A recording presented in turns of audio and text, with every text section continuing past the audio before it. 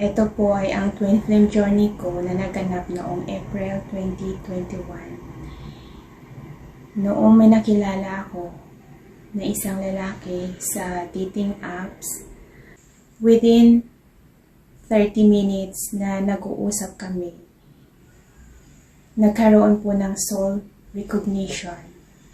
Ang soul recognition, ito po ay mararamdaman natin kapag na-meet natin yung isang tao in the first time natin na na-meet. Parang feeling natin, kilala natin siya, yung parang magaan yung loob natin sa kanya, na parang matagal na kayo nagkakilala, yung nagkagaanan na agad yung loob nyo kahit na first time nyo palang nagkita. Dahil po, sa feelings po natin, energetically po, kaya po ng soul natin i-recognize yung mga tao na family member niya dati. Dahil po yan sa past life natin.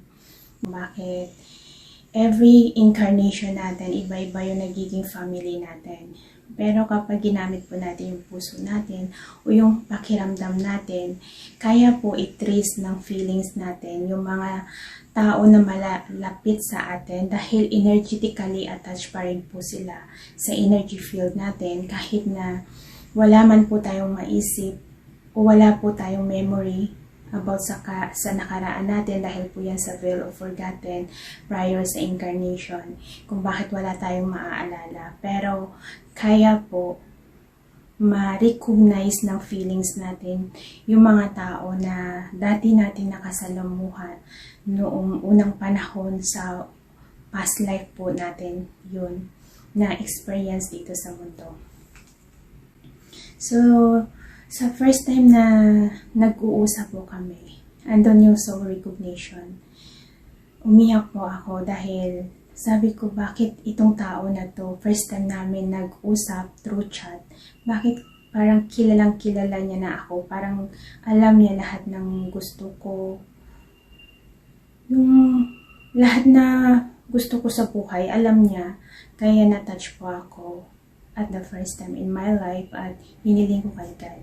God, ito na po ba yung the right person para sa akin na matagal ko na pong hinihiling sa inyo.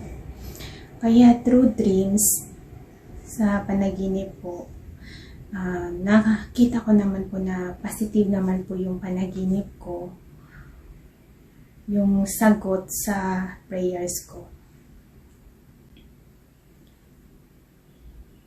After 1 week, nagplana po kami ng future namin to settle down. Second week of April, nagkita kami in person. After third week of April, naka-receive ako ng message galing sa kanya na gusto niya na po makipag-break up sa akin. For the first time din nangyari sa buhay ko na 3 linggo lang yung nagiging pag-ibig naming dalawa. Tapos, yun, gusto niya na makipag-break up sa akin without reason.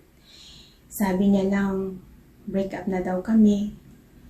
Tinatanong ko ng explanation, pero binlock niya na ako. So, I didn't receive any explanation galing sa kanya. Sa ganong pangyayari sa buhay ko, dahil first time din nangyari sa buhay ko na lalaki ang nakipaghiwalay sa akin, hindi ko po matanggap dahil sobrang sakit po. Lalo na walang explanation, tapos wala na kaming contact dahil nga binlock niya na po ako.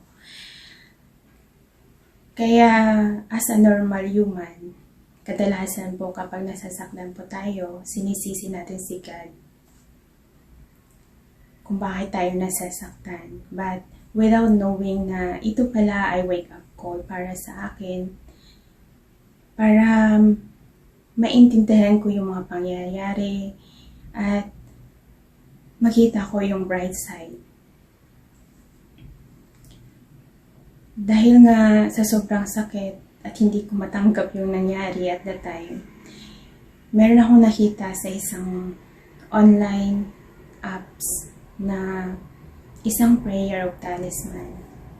Ang sabi ng author doon na o yung creator ng video na kapag nagdasal po, dinasal po yung prayer na yun, instant na mawawala yung sama ng loob mo dahil ito ay direct connected sa kay God o the Creator. Kaya nagbabaka sakali lang po ako dahil din sa curiosity ko at that time na mawala yung sakit na nararamdaman ko. Ginaya-gaya ko po yung ritual